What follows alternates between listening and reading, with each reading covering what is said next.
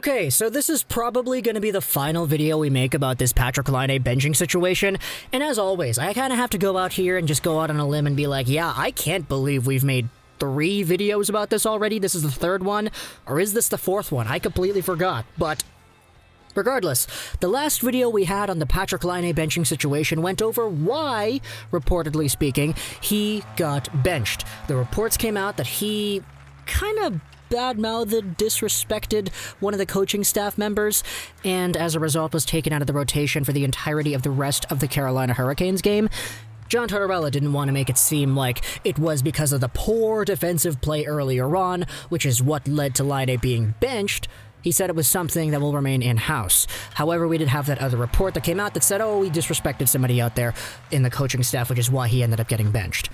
However, we had ourselves some updates from the Patrik Laine situation as to what Laine himself feels about the situation. Take a look at this. We have moved on. We've talked about it. It's going to stay in the room. It's all good now. Sometimes you say things you don't want to say. We've talked about it and moved on. Okay, that's one quote right there. Sometimes you say things you don't want to say. I think the report that we had where Laine was out there saying something disrespectful to the assistant coaching staff, I think that's probably more likely correct at this point, based off of what we saw Laine say, where he's like, yeah, sometimes you say things that you regret. Okay, that fits the context of what we have been taking a look at earlier. He also said that he deserved to get benched, and he said he doesn't expect the situation to affect his long-term plans for his future or his willingness to sign in Columbus. He said if there's a bright side, it's that he learned it doesn't matter who you are with John Tortorella. So there's another thing that I kind of brought up in my video earlier that's being addressed here. Laine's like, okay, even though this happened, I don't think it's going to affect my willingness to stay with Columbus long-term or to re-sign a contract or to come back soon.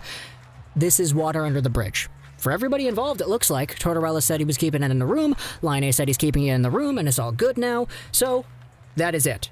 I like how blunt it is, too, the fact that the tweet says Laine says he deserved to be benched, so he kind of admits fault there, which is a big man's kind of job. You know, you don't see lower down there people admitting fault to the extent that I think Laine is doing here. We also have one more quote I wanted to go over. That's why we're using the Ones gameplay in the background, because it's fairly short and sweet, and we can keep the topic short and sweet here, too. This is what Tortorella said about how people have been responding to the Laine benching story. I don't like how people are seeing Laine. I don't like the light that he has been shed in, that he doesn't work hard enough or whatever was written. He's a competitor, and he's going to be a part of this team. Says the situation was cleared up right after Monday's game versus Carolina. So, there you go.